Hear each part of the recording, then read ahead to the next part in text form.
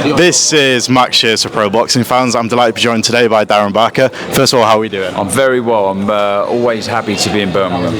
What I wanted to comment, obviously, there's no better way to start the Women's for next year, TMA A10, the debut. How much of a talent is she and how excited are you? Yeah, I'll get in then. Oh, okay. Well, from what I've seen and what I've heard, serious talent. What is it, 21? 21 fights, 21 wins, 9 KOs. 9 KOs. Yeah. 5-time national champion. Yeah, under. World Junior under 19. Youth. World Youth. Yeah. World Youth. Just last year. And I see incredible. And I've just been telling her to enjoy every second of her, not just her debut, but her whole pro career, because it goes like that. No. Looking forward to seeing you in action. You must be ready to put on a show. Yeah, I'm so excited to get in the ring, honestly. I haven't been in there for ages, so I'm excited. Look at I'm doing his job for him. Yeah, I know. Go on, Tia. Thank you very much. Oh, thank you. Exactly, and obviously you know your boxing. The transition from the amateurs, like you say, 21-0, never lost in the amateurs. What is the most important key to kind of turning professional? What are them lessons to learn before? Do you know what? Not a great deal, to be honest. It's just adding strings to your bow. I think you don't necessarily want to slow down, but sit down on the shots a little bit more. Shot selection important. Obviously, the female game 2 minutes, so it is very quick. It doesn't have the option to be able to slow down, but there is, I would say, moments in the fight that you do need to plant your feet and really turn your hips into the shot. But with the talent that she's got, she just reeled off her credentials there. That's serious talent. So I think it's about enjoying it, working hard, training hard, and just keep knocking the opponents down and moving on to the next one. Yeah, definitely. Now, another talent on Matchroom's roster, obviously Georgia Vizoli. You hear about the sparring with Conor and how that went. At what point do you let him off the leashes? When should he start really bulking up that opposition? I think fight by fight. Let's not get, too... Well, I am getting carried away, but I think with matchmaking, let's just kind of rein it in a little bit. Young man, but the way that he's dispatching of his opponents, well, 6 of them anyway, and the other one a complete shutout, it's just been masterful. It's been so good. It's been so pleasing on the eye. He's everything that you want. He really is, because,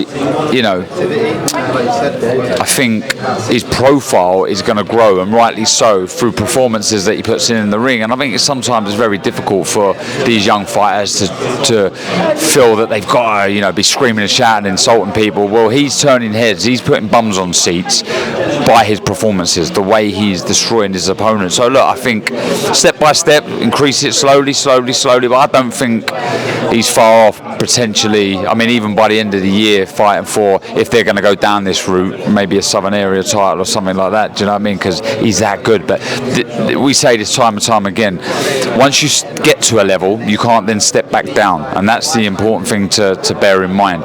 If he does go that Southern Area, he does go that English, you don't then dip back, you stay there or progress. So yeah, look, he's a young man with all the time in the world. Yeah, and obviously I heard him talking about the sparring with Comel, and he said how all these people saying Comel Moton might be the next Mayweather, all these names, but he said, say that about me. I'm Georgia Vizoli, I'm the next big thing. Do you agree he could be one of the best boxers in the country? Well, from what I know of Giorgio, what he's done in the amateurs, two-time two-weight ABA champion, for me, certain components are required away from hard work and desire and will to win and all that kind of stuff, but you need to have speed.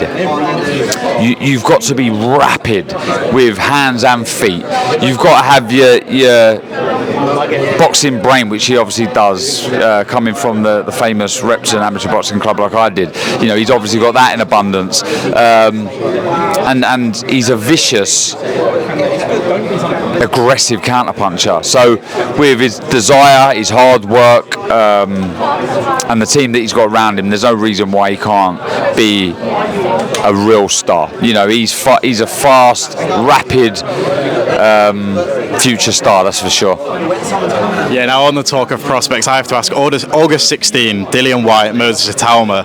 First of all, what are your thoughts on the matchup? And I think it really is like almost a passing of age, this fight. Is Dillian Whyte, is it his time for Moses Itauma to take over? What are your thoughts on that? And do you think it might be too soon? What are your thoughts?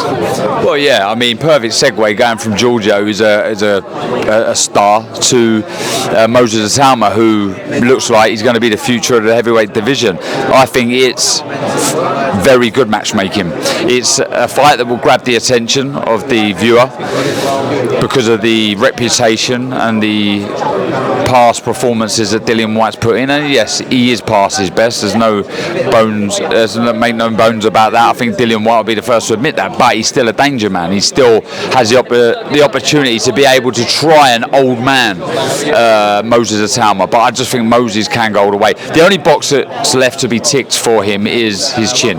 If he takes a big whack on the chin from Dillian Whyte, I have then no doubt that man goes on and dominates the division once the likes of Usyk, etc., hang up the gloves. Yeah, definitely. Now, you spoke about Dillian Whyte maybe being past his best. Some comments from Carl Froch about Anthony Joshua being past his best. Obviously, for Matchroom, everyone's excited about his return maybe later in the year. What do you make of that? Anthony Joshua?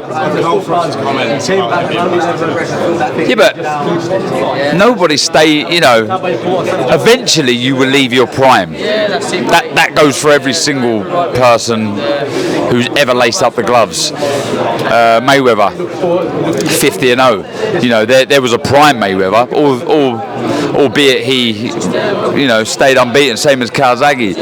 Near the end of their career, they're not prime fighters. And AJ isn't a prime fighter. I think, again, he'll be the first to admit that.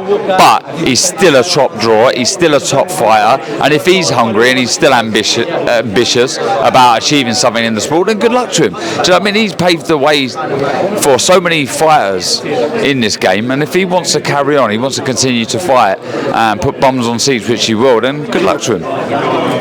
Brilliant. Last one. Obviously, we're talking about these massive matchups. It doesn't get better than Chris Eubank Jr., Conor, Benn. Obviously, we're hearing maybe 20th of September. I think 27th Tottenham might be playing. What are your thoughts on the rematch? And do you think Conor Benn can turn it around in the rematch?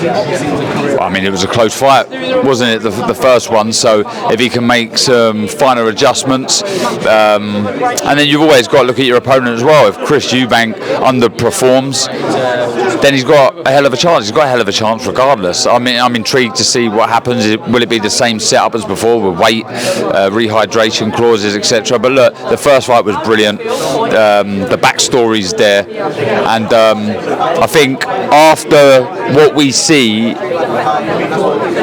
in April, you know that the star's always going to gel. So we know whoever buys a ticket, whoever sits down and watches it on the zone knows it's going to be a cracking fight.